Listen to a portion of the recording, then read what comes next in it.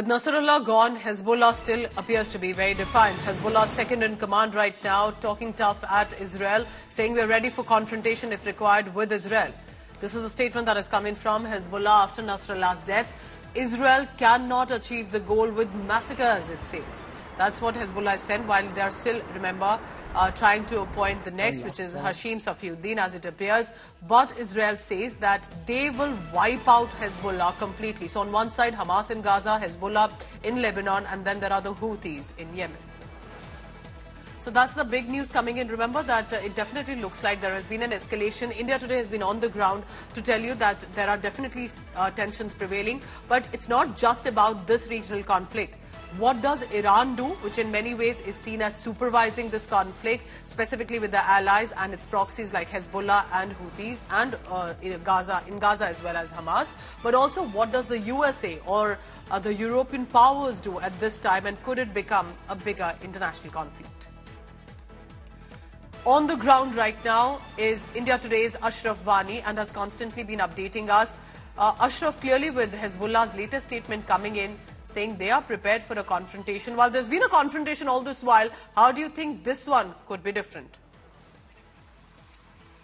Absolutely, this one will be the different because topmost and most respected leader, not only for the Hezbollah, but Iran has been eliminated by the Israeli defensive forces. This could not be unanswered by the Iran. If Iran does so, its image will tarnish not only in its own country, but also in this part of the world, that is the Middle East. So there are efforts by the Iran that there should be a kind of a response or a revenge attack by Hezbollah itself, which will put some kind of wound on the Israel and also show that there is still strength with Hezbollah and Iran. Today, one of the generals of the Iran's army was asked this question by the journalists. He said, just wait.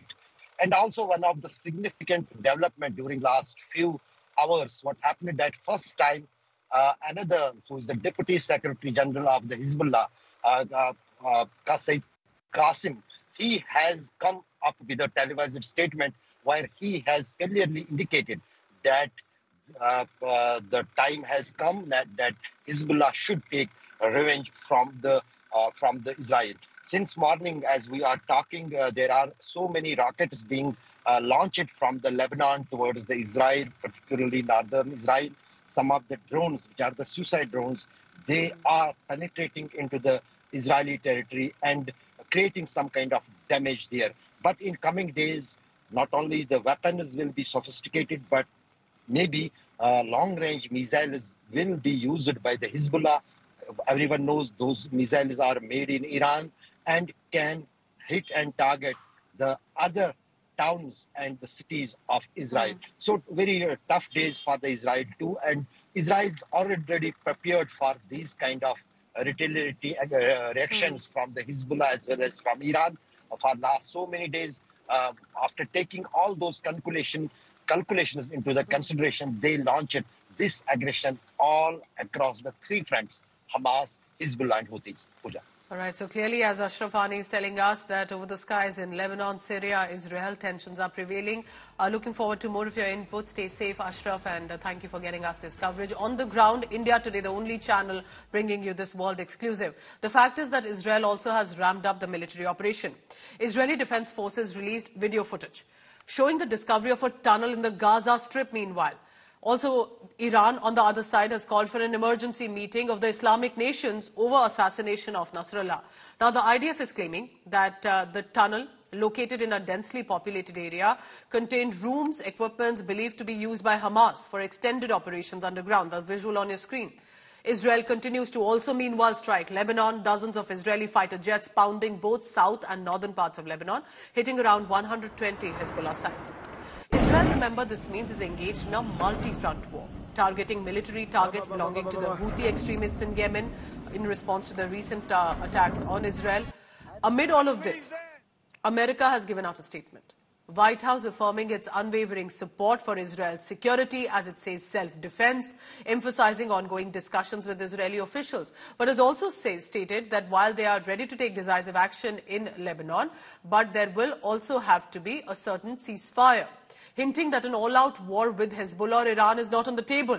Civilian safety is their priority. אנחנו רואים היום את התקיפה במרחק של 2,000 קילומטר בחודדה ובסביבתה, וההישגים כמו שהם משתקפים לנו הם מאוד מרשימים, והמשמעות היא ברורה: מי שמנסה לתקוף אותנו או לפגוע באזרחי ישראל ישלם מחיר כבד מאוד. אין לנו עניין להרחיב את המלחמה, אין לנו עניין לחפש חזיתות נוספות, אבל אם מישהו יתקוף את ישראל, כמו שעשו החות'ים לאחרונה בטילים ולאורך כל המלחמה בתקק ובתלשים ובכטב"מים, כל אחד שיבצע פעולה כזאת, אנחנו נבוא איתו חשבון, ואנחנו יודעים לעשות את זה במקביל לדברים אחרים. ביום הזה חיל האוויר, צה"ל, תקפו גם בלבנון וגם בעזה וגם כאן, ואנחנו יכולים לפעול בעוד מקומות.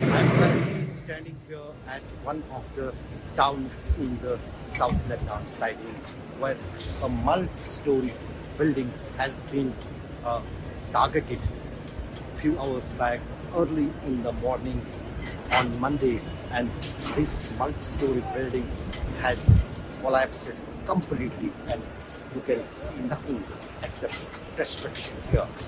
At least 30 people got killed in this Israeli strike, one of the biggest strikes carried out by Israel in Lebanon since last 1 week after the Hassan Nasrallah's death in the south suburbs of the Beirut. Now you can understand behind me, this was a multi-story building. Not only one but many bombs were fired on this from the F-16 warplanes on this building, and the building completely is now on ground. There are still the rescue operations currently going on here to see some kind of dead bodies inside that building.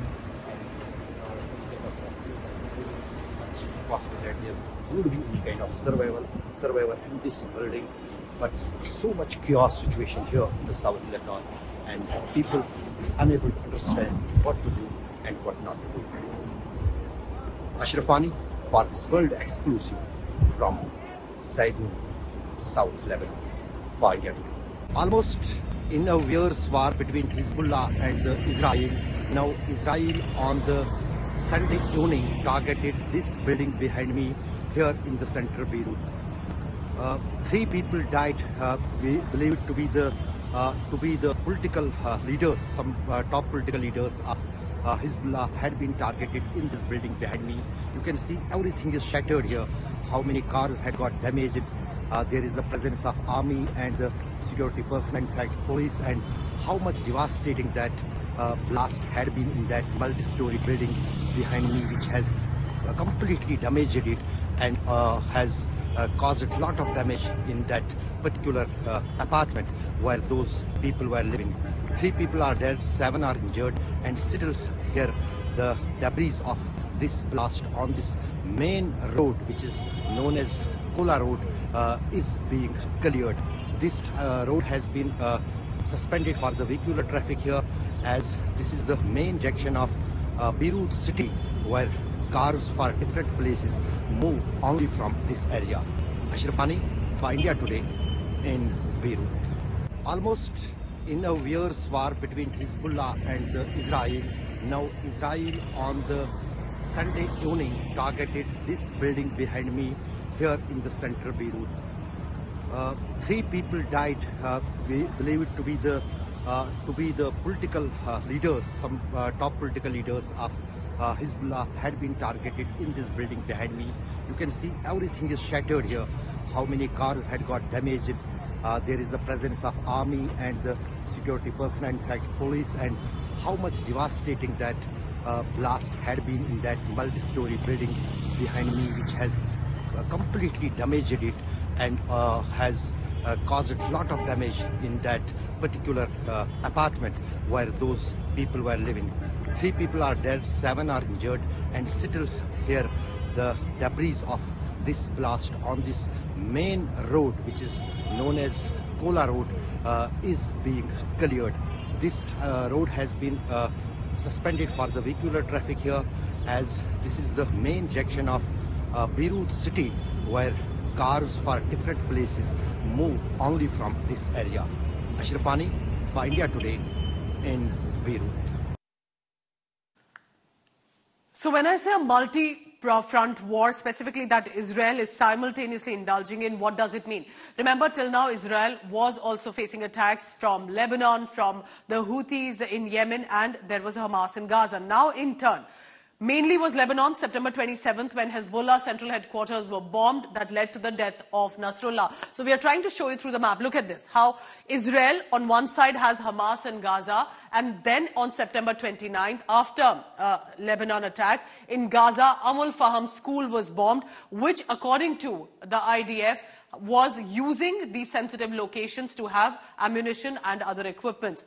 This happened at the Ras Issa port that was struck, that is Yemen, where the Houthis have been struck, where on September 12th as well, earlier, the military facilities were targeted. So we're trying to show you how, on one side, Israel is simultaneously bombing the borders, where it says that using residential localities, schools and colleges, there are these headquarters of terror activities that have been placed, and that is what, according to the IDF, they have been targeted in the past few days. So amid all of this, the focus remains Hassan Nasrallah, Hezbollah leader, no more. His dead body also have been recovered in Beirut.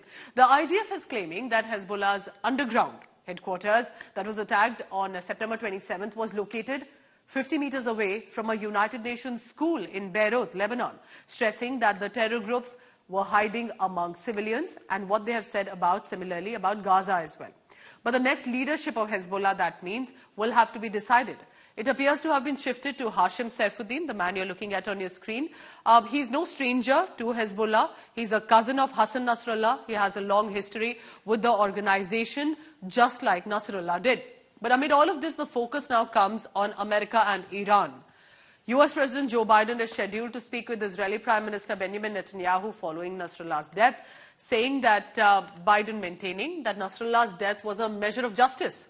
It did serve justice to those affected by Hezbollah, and that was in a large number. The IDF has said Hezbollah chief Nasrallah was eliminated after, in a precision strike, they targeted the underground headquarters that were reportedly situated beneath the civilian structures. Now, it was not just Nasrallah's body that was verified and confirmed. It was also 20 others reportedly found from the same site. But again, the question remains, Nasrallah is only one of the leaders who have been now killed by Israel. But the fact is, what next for Hezbollah? And importantly, the reactions that have come in from across the world. Let's listen into this. Are you going to talk to Prime Minister Netanyahu? Have anything to say to him? Yes, I will be talking to him, and I'll tell you what I say to him when I talk to him. Can an all-out war in the Middle East be avoided? It has to be. We really have to avoid it. We've already taken precautions relative to our embassies and personnel who want to leave, but we're not there yet, but we're working like hell with the French and many others. We have to be prepared for some sort of response. We have to make sure that we are ready, and we are. We believe we have the force capability we need in the region, but it's not clear right now, too soon to know,